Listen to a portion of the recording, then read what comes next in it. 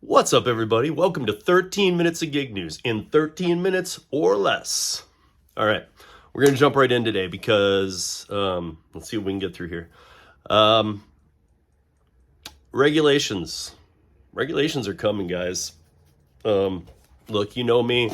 If you've been watching the content, I do a lot of the stuff with the driverrights.org. driversingularrights.org.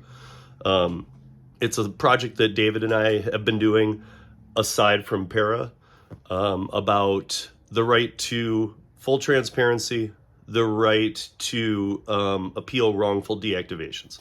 It doesn't have a dollar amount on it. It doesn't have like some of these states wanting, the Minnesota bill that just got shot down or got vetoed by the governor, that was kind of based on the Seattle model.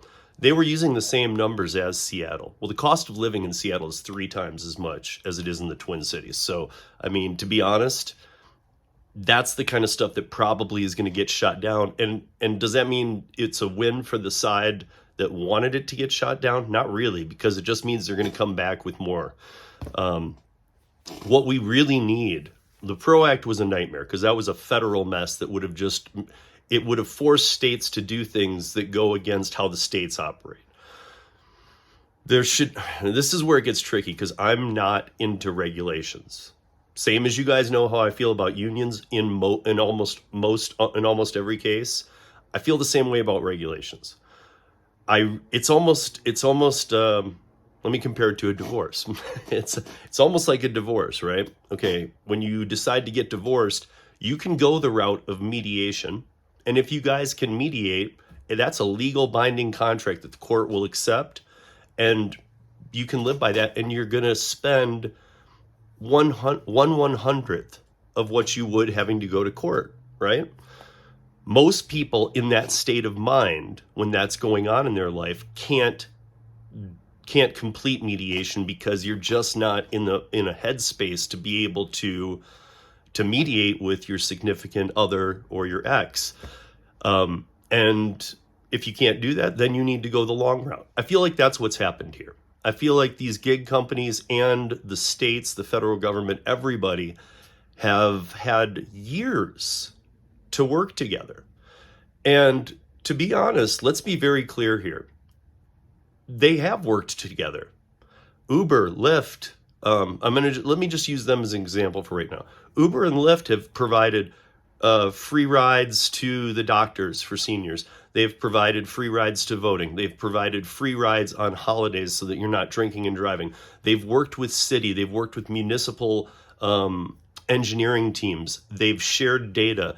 They've tried to help a couple cities, and it probably helps the companies as well, but they've tried to help a couple cities with their transit issues, and maybe doing things through the app or allowing people to buy, if you have a train in your city or something, buy train tickets or bus tickets through these apps. So they might not be perfect solutions, but these are examples of these companies working with the governments. Okay, so, but now here's all the states going, no, we're going to sue you, and you're going to pay these people this and this and this. And then every time it gets up to the level, it kind of gets shot down. Don't think that these are all wins for us independent contractors. They are temporary wins, but if you think that that's where it ends, you're crazy, because the federal piece, the PRO Act, was dismantled twice. The PRO Act was a mess. The PRO Act would have done to the country what AB 5 did to California. Now, don't get confused. I am not talking about Prop 22. Totally separate issue that arose from AB 5. And I think a lot of people get confused when I mention that, because if they hear AB 5, really most people in the gig economy, if even, they hear California AB 5 and they think, oh, that's my Prop 22 money. Wait a minute, don't talk about that. No, I'm talking about AB 5. AB 5 is what attacked all independent contractors in California and ended careers for over 1 million people who had been in business for themselves for 20, 30, 40 years, way before the app-based gig economy. And now we're stuck in a very, very, very bad situation. We are halfway through a presidency that has been a nightmare.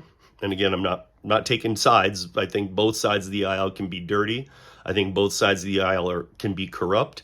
And I think that sadly, most politicians in one respect or another are dirty and corrupt. Maybe not even of their own doing sometimes. It's just a pitfall that comes with getting into that. So what are we left with? The federal government would have tried to, if the product would have gone through, they would have pushed, and the federal government would have been like suing right to work states. They would have been battling. So now we're left with all these states going, well, wait a minute, we didn't want the product, but why don't we pass our own legislation? Because these gig companies are not listening to us. We've done some work together over the years, but kind of fed up. We need to address the people who are our constituents, our voters. And they think, I've talked to some politicians about this. They think that more people want to be employees or paid $15 an hour guaranteed on these platforms. Those of us who work the gig economy, and all the articles are saying it's just for the flexibility. No, it's not. Some of us work these apps and make a lot of money. Some of us work these apps and live in a rural city and make less money than those of us in a bigger city, but they're doing better in a rural city because their cost of living is much lower. So, it's this market to market thing again. But here's the problem. Even a state that like Colorado, where Denver's our big metro city, but then there's lots of little cities, the rural cities. So some of the regulations that they might try and do might work for the rural cities, but they're not going to work here in Denver. So the problem is this is just too big of a balloon. And here's how I view it. I view it like, look, I never want regulations. I've been an independent contractor since before the app-based gig economy began by over 10 years. 10 years before before Uber even launched their very first day in 2009. Before that day, I had been a true independent contractor for 10 years. Working lasers, working for doing die casts for a penny machine company, one of the ones that you see in amusement parks and stuff like that, and other things. But because of that, I was able to juggle all my work. Then 2009 came, I added the app-based gig economy, the platforms. And I could almost from, not 2009 for me, but when they came around, it was like 2014, 15, when I added Uber, Lyft, got into Rideshare before the pandemic, and now I've added all these other ones. I've seen how much different it is, but the arguments I see between, well, the app-based gig economy isn't the traditional gig economy, so this is our problem with it. In my head, I've thought, man, I can think of 20 reasons why there is a difference between the two, but our senators and legislatures are not, they're not with it. They're not getting it. They none of them work it. None of them work any of these platforms, and yet they're the ones speaking on behalf of us. So why do you think that they're pushing for this a lot? Because people who work in the gig economy who are doing well in it, they're not contacting their politicians to complain. Who's contacting the politicians? The people who aren't making money. The people who can't make money on the platforms and say that they're being abused by the platforms. So therefore, we are nearing a very, very scary time, because October 1st, the rule change, the Department of Labor, NLRB, whatever sectors you want to talk about, October 1st is the date for the rule change. And if you don't think that it's going to go into place, you're crazy. Again, you're crazy. Again, I've said this, but I mean, October 1st, are you all going to be sitting there going, nothing changed, Steve? Nope, didn't happen. I know it's not going to happen on October 1st. But as of October 1st, you better every week pay attention to what is going on in your market, in your state, because that is when the changes, of course, nothing ever happens like that. Things roll out, okay? And they try and do it with ease. You're going to start seeing rollouts in October of how this is going to change. Right now in California, they're battling for the third time the constitutional validity of Prop 22. And this time, if it breaks, they're gonna be in a very, very, very bad position. We're talking employees. And I know we've talked about this before. Nobody wants, there's probably a couple, but nobody wants to be an employee of these companies.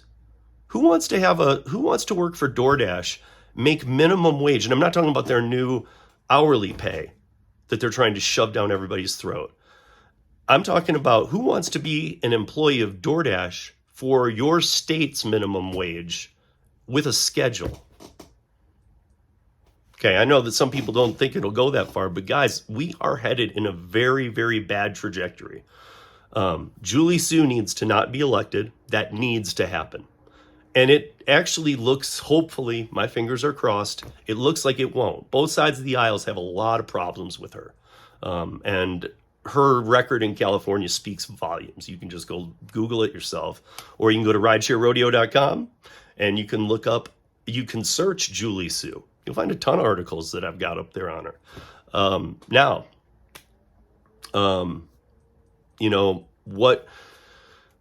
What can we do? So this is why I wanted to tie this piece together with this. So what I'm going to end with here today is that, look, August 5th, it's a step. We have Stephanie Vigil, who is here, a newly elected or semi-newly elected House member here in Colorado, who was a gig worker prior to being this. She's a freshman. She's never been in politics before. She presented a bill, Colorado Senate Bill 23-098. It was a good bill. It didn't have any numbers attached to it. It just said full transparency so that people know what they're accepting and the right to appeal wrongful deactivations. It got shot down by her own party, who had pledged that they would vote for the bill. The day came, it didn't even get a floor vote. It got shot down. So on August 5th, Denver, Colorado, Wash Park Grill, 12 p.m. to 2 p.m. Mountain Time, we are going to have a town hall with politicians, union members, gig workers, whoever, all walks of life, and everybody's invited. Like, if you guys are here, if you guys come in to Denver, show up. Otherwise, it will be streamed on my channel and others. So watch for information to come. But we got a lot of work ahead of us. And that's 13 minutes of news in just under 13 minutes. Have a good one, you guys. Peace.